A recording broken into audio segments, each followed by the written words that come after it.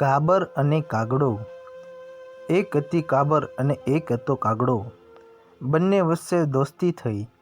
કાબર બિચારી ભલી અને ભોળી હતી, પણ કાગડો હતો આળસુ અને ઢોંગી. કાબરે કાગડાને કહ્યું, કાગડાભાઈ, ચાલો ને આપણે ખેતરે ખેડીએ, ને દાણા સારા થાય તો આખું વરસ સણવા જવું ન પડે અને નિરાતે ખાઈએ. કાગડો કહે, બહુ સારું, ચાલો.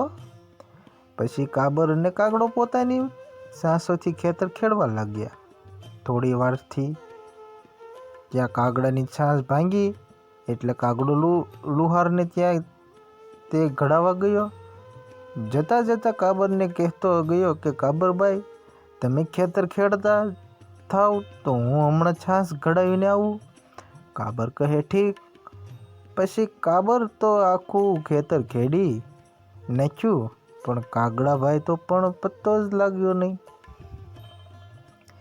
એ તો પાછા આવ્યા જ નહીં. કાગડાભાઈની દાનત ખોટી હતી એટલે સાસ તો ઘડાવી, પણ કામ કરવાની આળસે ઝાડ પર બેઠા સાથે ગપ્પા મારવા લાગ્યા. કાબર તો કાગડાની રાહ જોઈ થાકી ગઈ એટલે કાગડાને બોલાવા ગઈ. જઈને કાગડાને કહે, કાગડાભાઈ, ચાલો ને, ખેતર તો ખેડાઈ ગયું, તો હવે આપણે વાવીએ. કાગડો કહે, ઠાગે કરું છું, છાંચુડી ઘડાવું છું, જાઓ કાબરભાઈ જાઓ. આવું હું. કાબર પાછી ગઈ અને એણે તો વાવવાનું કામ શરૂ કર્યું. કાબરે રૂપાળો બાજરો વાવ્યો. થોડા દિવસમાં એવો તો સુંદર ઉગી નીકળ્યો કે બસ્સા એટલામાં નીંદાવાનો વખત થયો. વળી કાબરબાઈ કાગડાને બોલાવા ગઈ. જઈને કાગડાને કહ્યું, કાગડાભાઈ, ચાલો હવે આપણે બાજરો બહુ સારો ઉગ્યો છે, હવે જલ્દી નીંદવું જોઈએ, નહીંતર મોલને નુકસાન થશે. તે આળસુ કાગડાએ ઝાડ ઉપરથી કહ્યું, ઠાગડ ઠિયા કરું છું, છાસુડી ઘડાવું છું, જાઓ કાબરભાઈ જાઓ. આવું છું. કાબર તો પાછી ગઈ અને એકલી એક ખેતર આખું નીંદી નાખ્યું. વખત જતાં કાપણીનો સમય આવ્યો એટલે કાબર વળી કાગડાભાઈને બોલાવા ગઈ. જઈને કાગડાને કહે, કાગડાભાઈ, હવે તો ચાલો, કાપણી વખતે તો વખત થયો છે, મોડું કાપશું તો નુકસાન થશે. લુસિયા કાગડાએ કહ્યું, ઠાગૈયા કરું છું, છાસુડી ઘડાવું છું, જાઓ કાબરભાઈ. આવું છું. કાબરબાઈ તો નિરાશ થઈ પાછી ગઈ.